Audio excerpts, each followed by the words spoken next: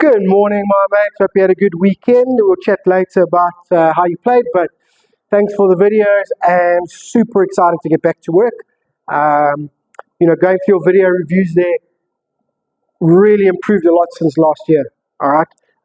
So none of that, huge press and lateral move that you used to have, moving all over the place, low point all over the place.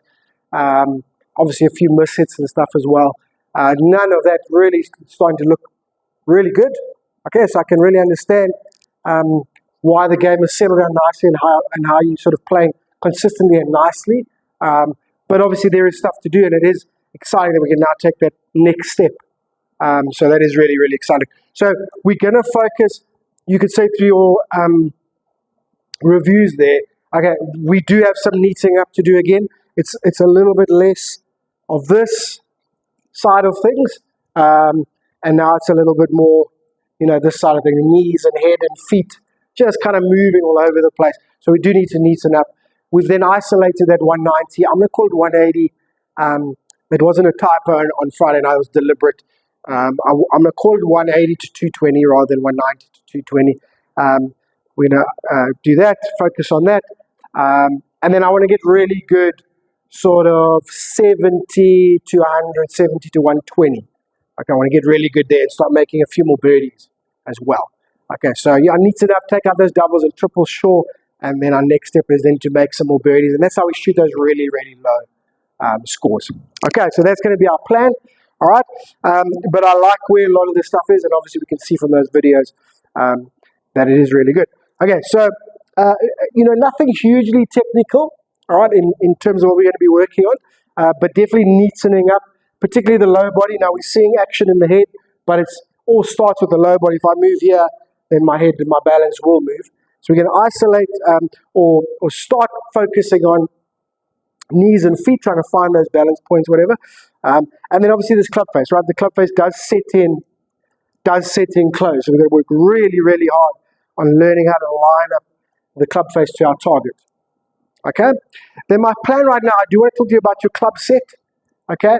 From our brief discussion, it seems like 6-iron and then 4 hybrid. There's no 5-iron. What you should have then, if you have 4 hybrid, is 5-iron, 4-iron, 4 hybrid. 4 hybrid and 4-iron are not the same club. 4-iron goes further. Okay, but anyway, we'll discuss that.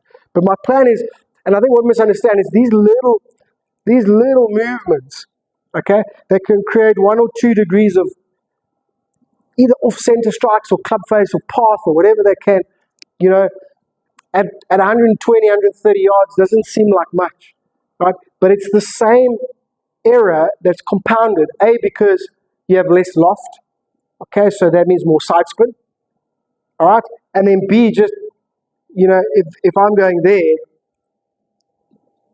so if I'm hitting there and I hit a little bit off there, okay, then here, here it's not much. All right, but if I continue on that angle, okay, by the time I get further and further and further, all of a sudden it becomes huge. Okay, but again, that is compounded then by more side spin as well. All right, so just got to understand it. So it will tie in. However, okay, my plan is it is partly because of that. All right, very few people hit the ball straight at those types of distances.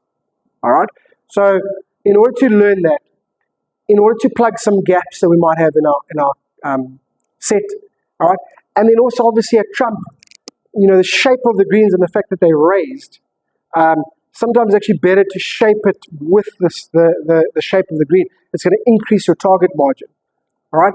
So those 3 reasons combined, what I want to do right now, and we're just going to see how it goes, but what I want to do right now is on those longer clubs, is learn how to shape the ball, draws and fades. Okay, driver can stay straight with the odd fade, irons can stay straight, obviously the odd miss left, that's absolutely fine. Okay, and then we learn from, well, for now, let's say 6-iron and 4 hybrid. Okay, we've got a draw 6, a fade 6, and a draw 4 hybrid and a fade 4 hybrid. And they go sort of different distances as well. Okay, so let's just see how that goes, and also what it does to your face alignment and your path and release and stuff, and then we'll kind of see where it settles down. Okay, so that's kind of the game plan at the moment. All right, so really simple this week. Okay, we're starting off a subtile draw. Okay, it's just to activate a little bit of body rotation. Now, this is going to be important when we're building the 70 to 120 range.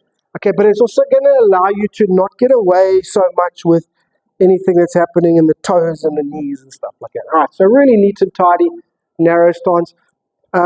Let's go with gap wedge for this week. Okay, really nice setup, slightly narrow. Okay, little gap wedges, and you want to just stay neat and tidy as well. So focus on what the knees are doing, where the chest is. Okay, and just hit these nice and balanced, nice striking. You can hear that. Okay, so we're going to do some of those. Obviously, send me those videos. Yep. Okay, and then the second half of the warm up. And here we're doing a double warm up because we're wanting to neaten up, but we're wanting to shape the ball. So our second drill, we're using that same system. Okay, I use with all my clients, whether it be remote or not. Okay, is two drills at a time. So it's warm up, two drills. This week, this first, we're going to have two warm up and one drill because our second drill is going to be practicing that shaping. Okay, right. So this one is going to be second half of the warm up. Now switch over to an 8 or a 7 iron or something like that. Okay, get your setup right. And now we're going to put these balls under our toes. So quite deep in there, I guess. All right. And try and make them level, obviously. And then if we have to adjust. Okay, now, I do still need to go chest and head over. Okay, and this is what we're trying to figure out. Because for me, it's almost like you're too upright in the setup. And then as this goes, right, then this goes a little bit, then you're sort of in the right place, and then it kind of, it's all just a bit messy, right? Okay, so we're going to get the weight, keep the weight off the toes, but still be able to tilt over, yeah? Okay, so it's going to be hard at first, and we're going to be still. Okay, and we're not going to do too many, because obviously we don't want to bugger up our hip work. Okay, but the nice, balanced posture control, rhythm control drill, and you can see that you can hit them quite nicely if you get it correctly. Okay, so that's the warm-up. Right, so I'd say like a 10-5 split, something like that is good. Okay, so 10 towel drill and then 5 with those or something to that effect. Okay? All right, and then drill number 1, it's not really a drill, it's just a focus point. Okay, you can put something behind your right foot if you want to. Okay, so you can lay a club.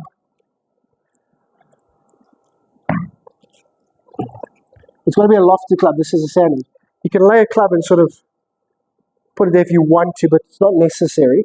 Okay, but we're going to focus on not letting the right hip and the right knee go so much on the backswing like that. That's what we're going to focus on. So a little bit less, mostly right hip rotation. This is a concentration drill. Okay, but obviously the more you rotate, then the knee starts to go, then that knee starts to go. That's kind of how it works, right? So just as little right hip rotation on the backswing and less or no movement in the right knee if you can. Okay, so that, not that. Okay, that's what we're after. Okay, so just focusing on that right leg, keeping the flex, not feel like it doesn't go at all. Okay, that's on the backswing. And then obviously you fire from there. Okay, again, it's going to be a little bit fiddly in terms of your tempo. Okay, but you just got to get it done. All right, and then the last one. Okay, so we got to do 6 iron. Now you're going to send me videos of these, right? So you're going to do 6 iron, 3 at least, 3 draws, 3 fades, 4 hybrid, 3 draws, 3 fades. Okay, that's what I want to see. All right.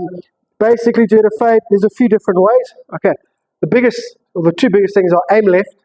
So make sure your path, which is controlled hugely by your shoulder alignment, make sure your path is aiming left. Okay, and try when you hit to not let the toe pass the heel. That's your fade. Okay, all right. If you've got a strong grip and a slightly closed face, and you can hit fades, that can be very, South African thing.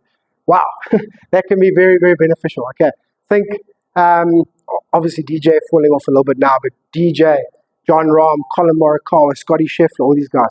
Okay, close face, but hitting a fade. All right, that's your fade, and then draw, aim right, make sure that body, shoulders are aimed right, okay, and then allow the toe to pass the heel. That's all you have to do. Not that complicated. Okay, it's difficult to execute time after time. Not that complicated. Okay, send me those, get to work. I'm very, very excited. That is where we're at. We'll chat how the session and obviously review how the session went. Sorry for the long video, but it's the first one, so it's always longer. Have a good week and we'll chat later.